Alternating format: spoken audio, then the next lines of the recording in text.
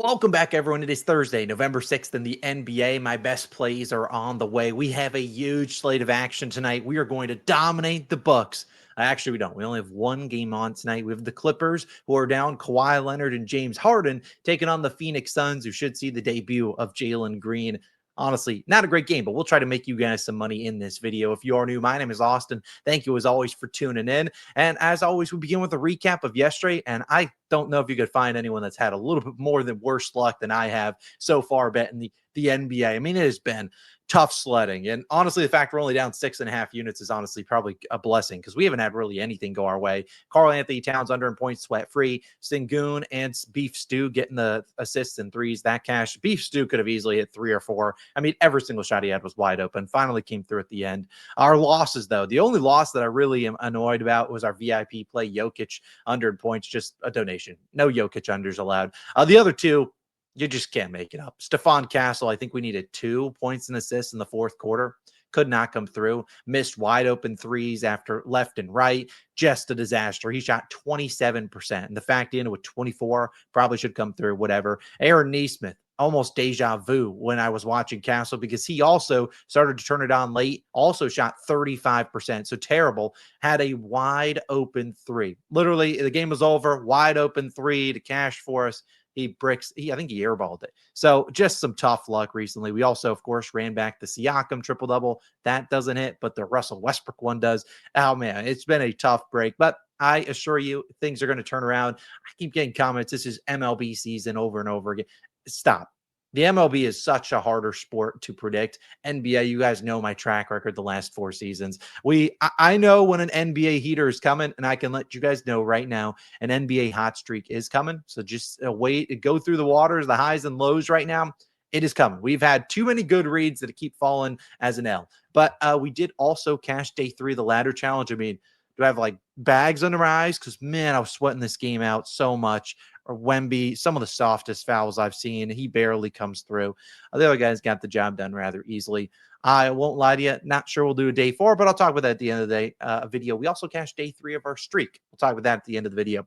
Last 2 notes. We did post 2 other videos yesterday, so hopefully you didn't miss out on them. The first one is where I have my biggest play for Thursday is actually in the Raiders and Broncos game. You can check that video out. I accidentally didn't edit it and put Commanders and Chiefs there. But again, Denver Broncos, Raiders, we're up 27 units so far this NFL season. Also another video, week 10 best bets in the NFL. You can go through every single game on Sunday and Monday and give your favorite spreads and totals. So again, if you're interested in that, you can certainly do that. Now, like I said, this is by far not my favorite game at all.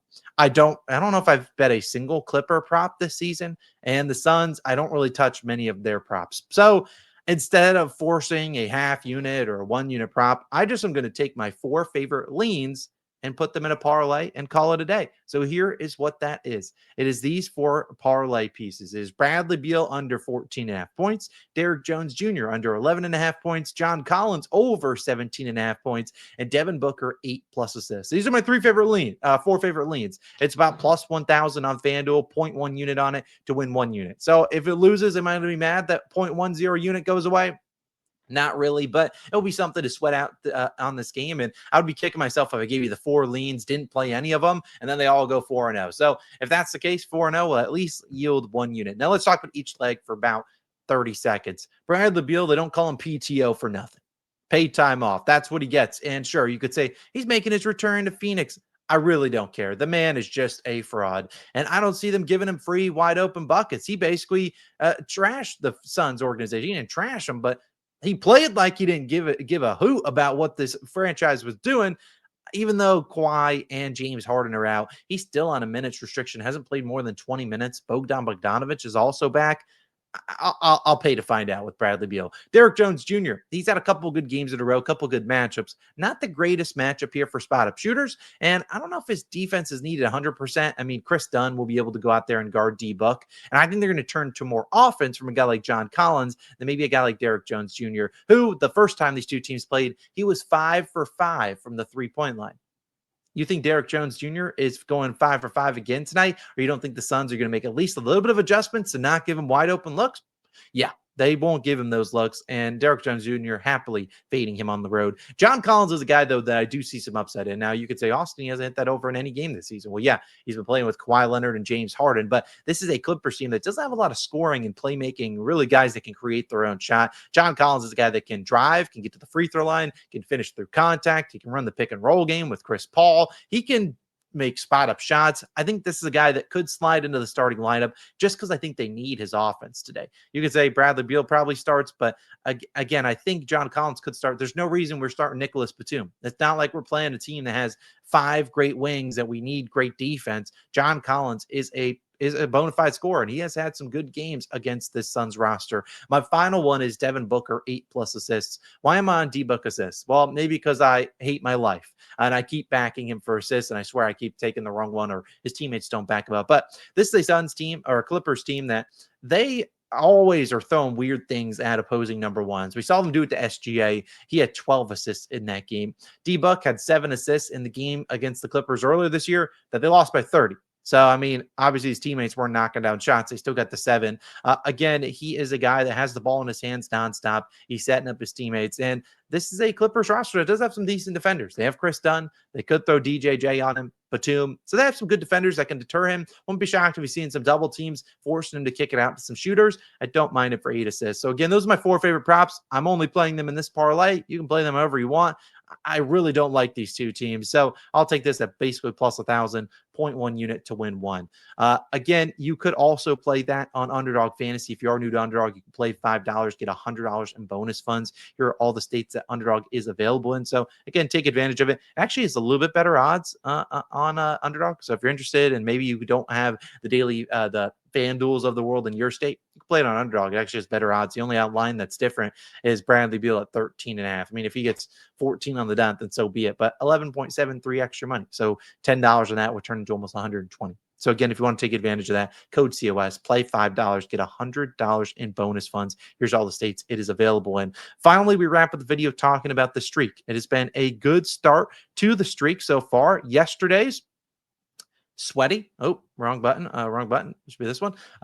Yesterday, day 3 of the streak cashed. Luka and Wemby getting those boards, turning our $41 into $51. We started with $25. We've hit 3 straight. We now have doubled our money, which is cool. Obviously, the ladder challenge is something that, double your money every single day. But this is me just finding my 2 favorite alt lines and putting them together, or maybe just my favorite one in general. Kind of like the idea of 2. But either way, it's been a pretty good stretch for the first 3. The first 2 cashed in the first half. This one wasn't really as sweaty as it looks. Wemby did have his 8th board, I want to say, in the 3rd quarter. But again, that is pretty solid. We'd like to see it. Again, the streak is a new segment we're rolling just on the videos. You start with $25 or a quarter unit. Again, 25 might be a lot to you guys, so just do a quarter unit if that's, $3, $5, whatever. And the goal is just to find a really safe play. It could be a money line.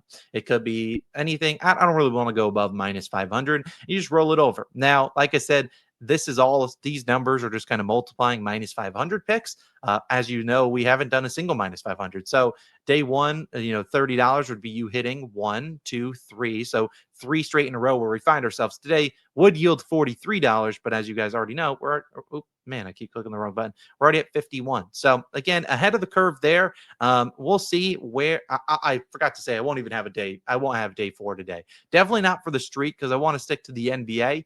But I just can't force a pick into this game for the streak. We want to at least value that a little bit. But I will maybe have a ladder challenge. I don't really know. Day 4 of that. I'll talk about that in a second. But again, to wrap up the streak, just a fun little thing we're doing only in the videos in our Discord. So again, if we do get to, I don't know what number we'll get to, maybe $100+, I'll probably start taking some money out just to at least walk away profitable with the streak. But let's at least cash, 5 or 6 in a row, and then we'll go from there. But again, day 4 of the ladder challenge, big question mark. I won't do it in the NBA.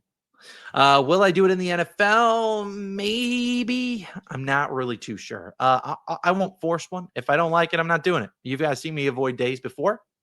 But I feel like maybe we could cook one up in the NFL. But I'll figure that out in a little bit. I need to go get some rest because that Lakers game just drained everything out of me. I was up to like 2 a.m. just I'm sweating. My heart still going too fast. But thanks again for tuning in. I'll see you guys back tomorrow with a full action slate of NBA Cup games, I believe. And then we'll have a lot of action tomorrow. So hopefully that long shot hits. Hopefully if we do a day 4, it hits. But either way, I'll see you guys back tomorrow with some more picks. Again, if you want to join the Dub Club, get some exclusive stuff, you can. Links down below, 50% off. And if you want to go check out those 2 NFL videos, you should. We're going to dominate Thursday Night Football. My player prop is a normal line, plus 280 and a plus 260. Check it out. See you later. Peace.